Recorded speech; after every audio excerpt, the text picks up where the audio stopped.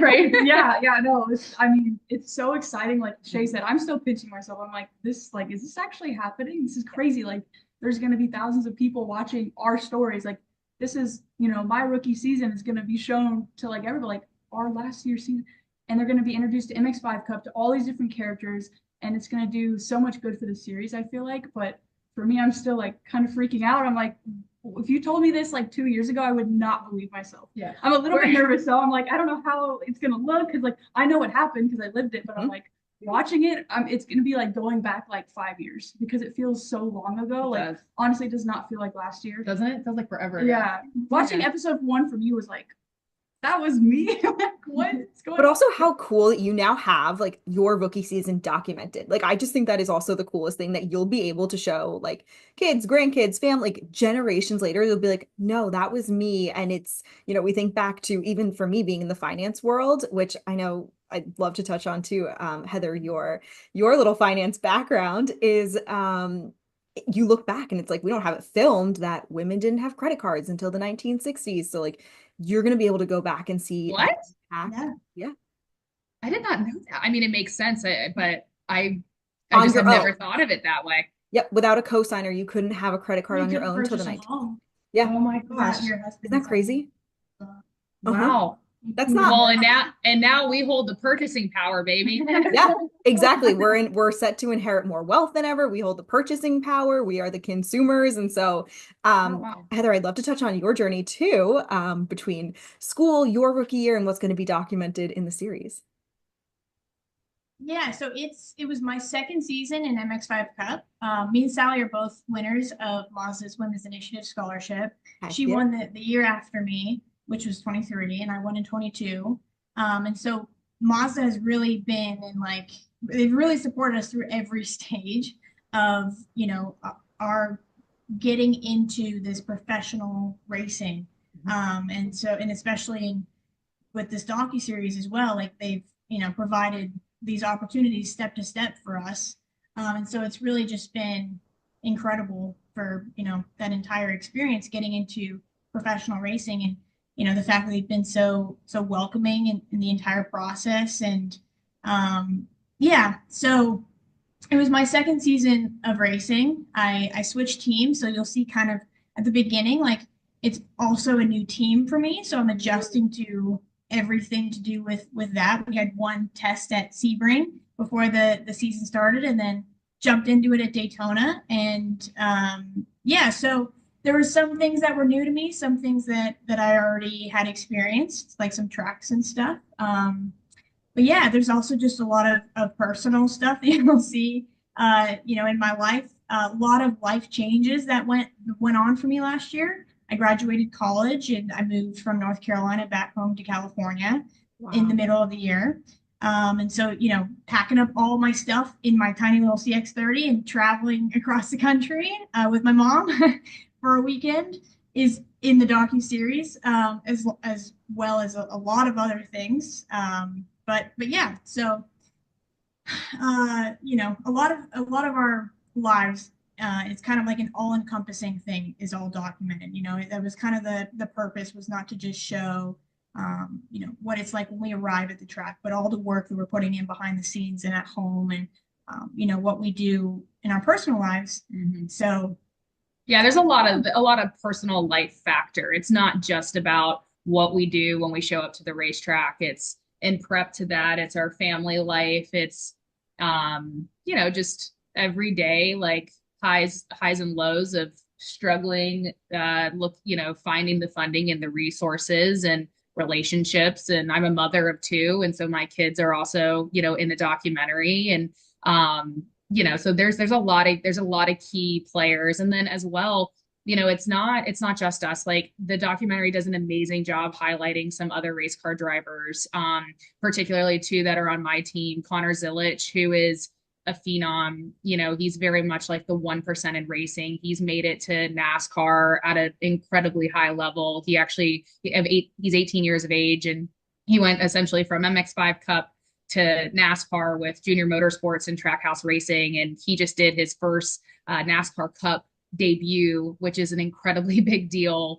And like Weston Workman, he is a scholar. Both of these drivers are scholarship, previous scholarship winners. And it brings in like, it brings in ties in like the relationships and the camaraderie and the team aspect, teammates, and then rivalries. You'll see these girls like rival a little bit too. So Oh, I can't it's wait. yeah, there's a lot packed into this documentary. That is incredible. So I'd love to wrap too and just touch on, as Shay, you mentioned, like you're all building your own businesses in this as well. It's not just, hey, get in the race car and go. There's sponsorship. Sally, I know you have a lot of swag out there that is super cool with your hot pink on it. I love it. And you have all these different avenues that you're pursuing. Can you each talk like what does the next chapter look like in terms of business, racing, everything that you are pursuing? Yeah, I mean, I think we're gearing up big time on the business side. Like, this is such an amazing opportunity. We have to go like all in. And Yeah. so we have been back to back on media tours. We have been working with potential corporate partners for the series that will trickle down in a naturally benefit the girls here, my team, other teams, elevating the series, elevating potential business to business opportunities, B2C opportunities, sponsorship, investment opportunities. You mentioned merch. We're all coming out with merch. You are like, buy our merch today. Like, We'll put a link in the really, show notes. It's on, I'm on it. yeah, it helps move the needle for sure. And so, yeah, I mean, we're looking at, for me personally, like I'm kind of using this season to kind of like, kind of bring back and reinvent who I am, like the Shay Holbrook, brand ambassador. And I'm a spokeswoman, I'm a business maverick, and I'm a mother. And I have, over the last really 4 years, focused so much on my business and given so much to, our employees and our contractors and our drivers and their families and our partners. And so I'm also spending like this year to kind of like give back to myself. You'll see some of that, like you'll see some of the hardships that I have throughout, the documentary, and just, putting a lot of times people before I put myself. And so, I'm working on my health and my balance of being, a mom and a business owner. Motorsports, the people that know it, it's a hard industry to be in. It's a hard way to, make a living, and you work really hard for your money. And so, but it's so passion driven. And I think like, like these girls, they're at the prime in their development years of their career, where they probably don't realize this now, because I didn't realize it when I was their age as well. But like, and I'm not that much older, but I'm not that much older, but I'm 34, Like I'm 35. actually 95. It's okay. And, but like they're developing characteristics in business that is going to provide them this amazing mental fortitude to seriously be successful in anything that they do. Because like failure is not an option for us. Yeah. And like failure doesn't look like there's no end game. Like there's always a way to like pivot and move forward, and kind of re-navigate, literally on Google, like, okay, we just go this way instead of this way. And so you just got to really be like super on your feet, precise, on the ball, and just kind of take the punches when you need to. Like I appreciate, I've actually never heard you say like she's a very masculine woman, and how but I am. I really am very like, approach things head on. I consider myself, my husband is a critical component to the success of the business and my personal career as well. Like we really thrive in problem solving. And I think that as a driver, in and out of the car, you have to problem solve a lot.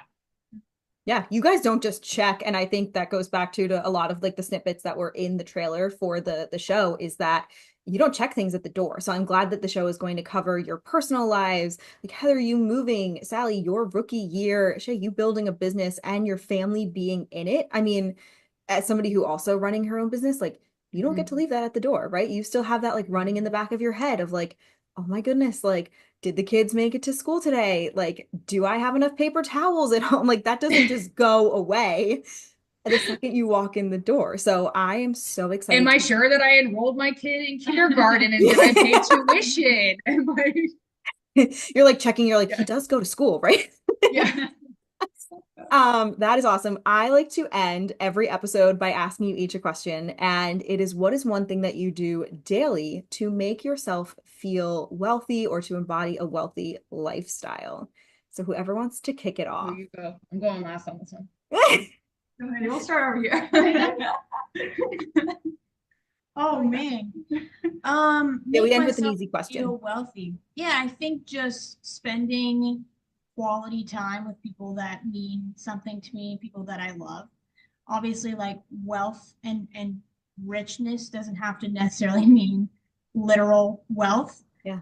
You could be rich in your family and just having good people around you. And so I try to have genuine quality time, right? Whether it's like, okay, I've literally snatched the phone out of like my mom and my stepdad's hands and just been like, okay, we're putting these away and we're just sitting down and we're just talking, for like an hour, right? And, having like like a little bit of time every day to do that, I think is something important, something that, matters and means a lot to me. I love it. I love it. I would say something that makes me feel super, I guess, wealthy. And like I just feel blessed so much. Like with this show happening and all these opportunities getting thrown at me, I'm like, wow, I think it all happens for a reason. But from where I started to where I am now, I like can't believe it sometimes. So what I do is I pray every day, and like how I started is like I just think about everything that I have, all the people around me, all the opportunities, like all the things that have happened, and I'm just like, wow. Like I have no reason to wake up and like be upset like in the morning. Like I should just be the happiest person every single day because I have so much abundance around me, and like just praying and reminding myself every day like all this stuff that's happening, and like it just happens so fast. I mean, I feel so well. I feel like the wealthiest person every day. So It's amazing. All right, Shay, close us out. Yeah, I think like I'm a really goal oriented person. And so sometimes this can get the worst of me, but I do find that it's what makes me wealthy each day and fills my cup and make I look at like the glass being half full. And honestly, a lot of it is checklists. Like I love to wake up in the morning and to know what my agenda is and what I need to accomplish, look at the high level stuff that I got to get done. As we become business owners and mothers and you're multifaceted, like the checklist gets longer and longer. I remember the days where I used to have a checklist and I was like, yes, I like checked everything off. And now that's not the case. Like my checklist just gets deeper and deeper and deeper and deeper. And so prioritizing like what's important makes me feel really wealthy because the juggling, balance of work life, family life, friendship life, being a great, wife to my husband, like, trying to prioritize and categorize, what that is on the checklist and being like goal oriented and focused to achieving that helps me, stay balanced and makes me feel wealthy in the same time.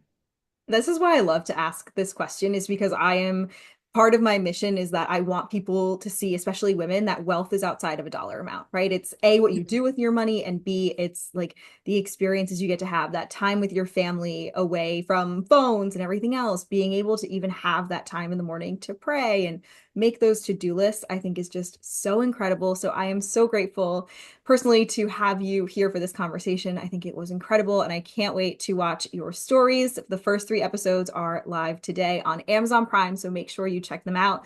We are going to link all of your merch and your websites and the show in the show notes here because we are all about supporting women and their businesses. So everyone, thank you for watching. And Sally, Heather, and Thank you. Jay, thank you so much for coming on. We're excited. Thank you. Bye.